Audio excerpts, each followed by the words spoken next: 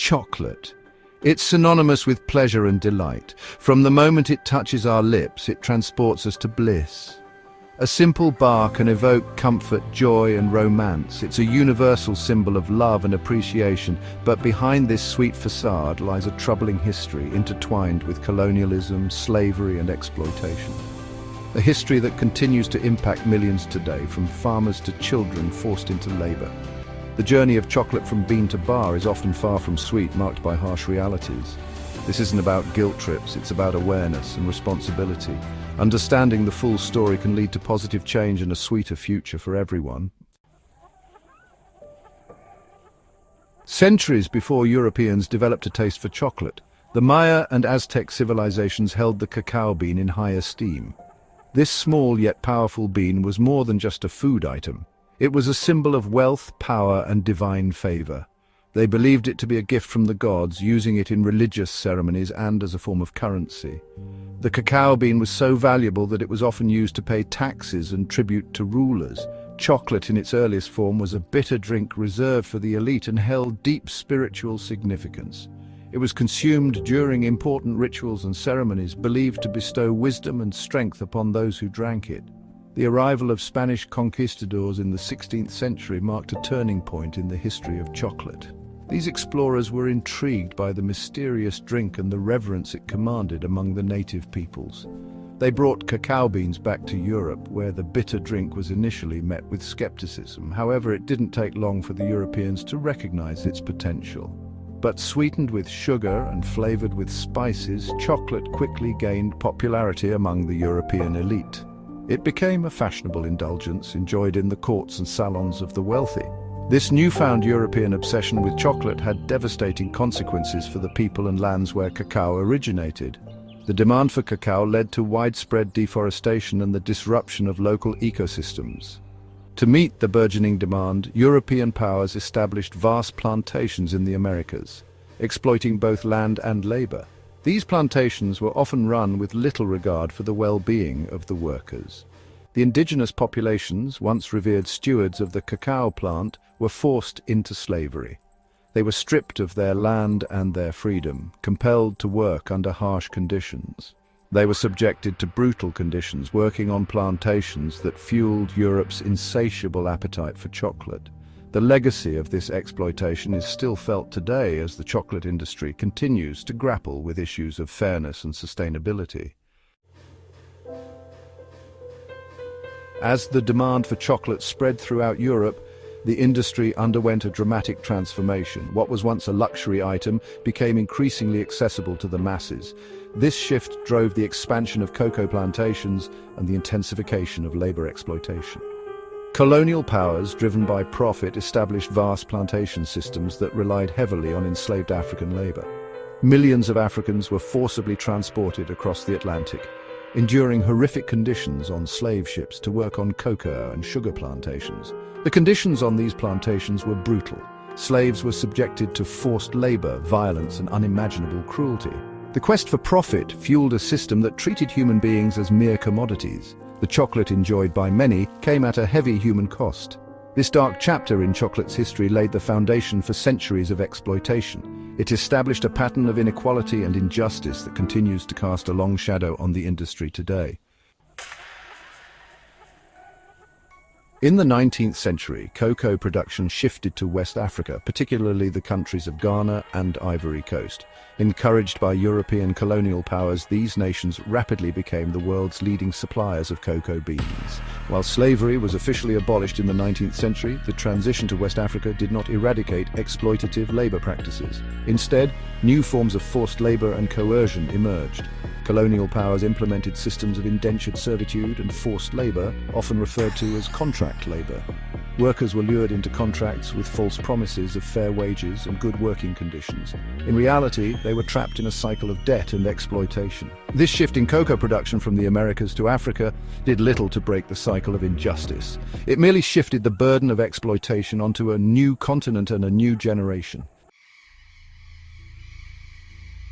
Despite international efforts to combat child labor, it remains a pervasive problem in the cocoa industry, particularly in West Africa.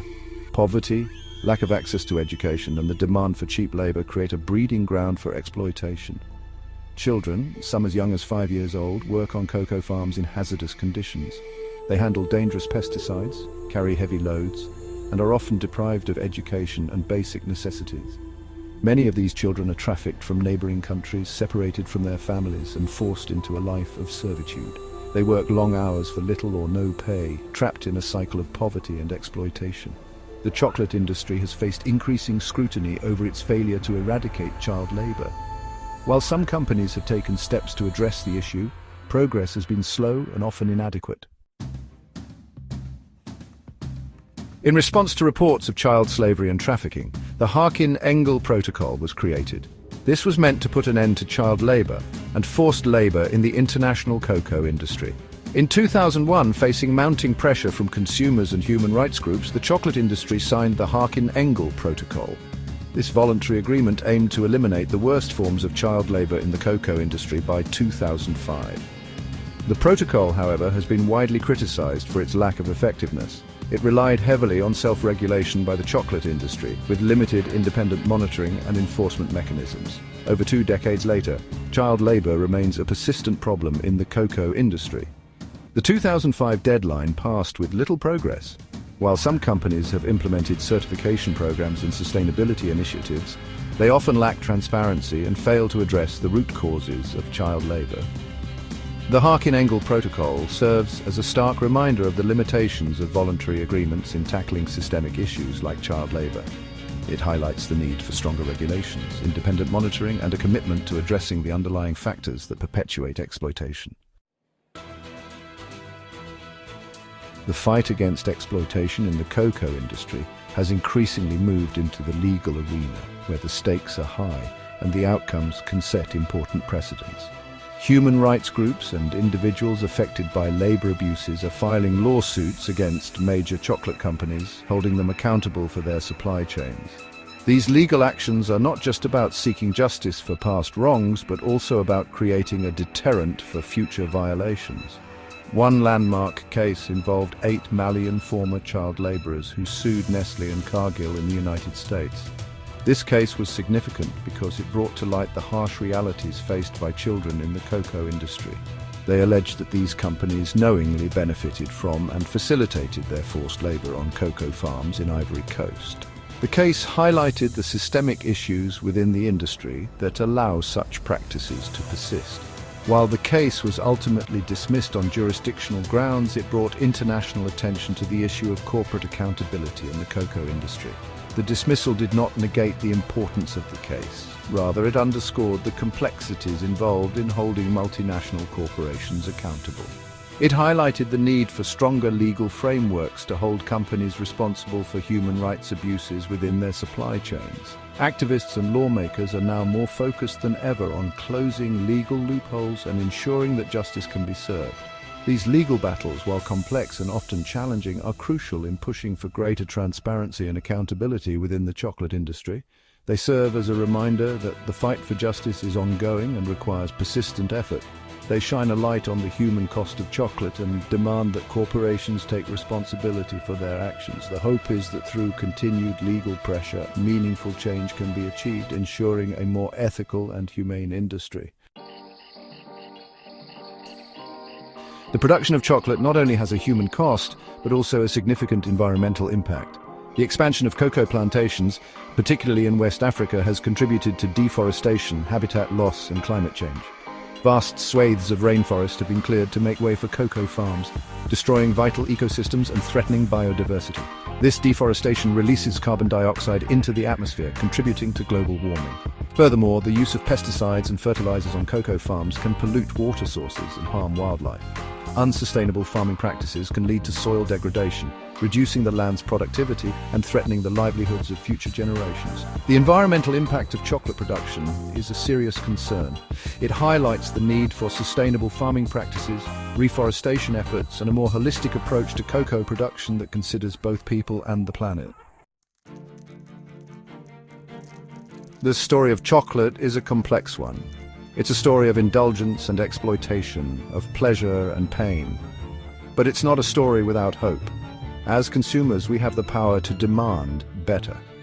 By making informed choices and supporting ethical chocolate companies, we can contribute to a fairer and more sustainable cocoa industry. Look for chocolate that is certified Fair Trade, Rainforest Alliance, or UTZ certified. These certifications indicate that the cocoa was produced under stricter social and environmental standards.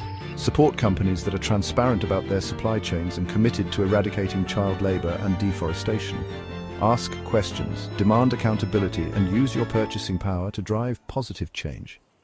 The next time you savor a piece of chocolate, remember the hidden history behind this beloved treat. Let us strive to make our enjoyment of chocolate a force for good, ensuring that everyone involved in its journey benefits from its sweetness.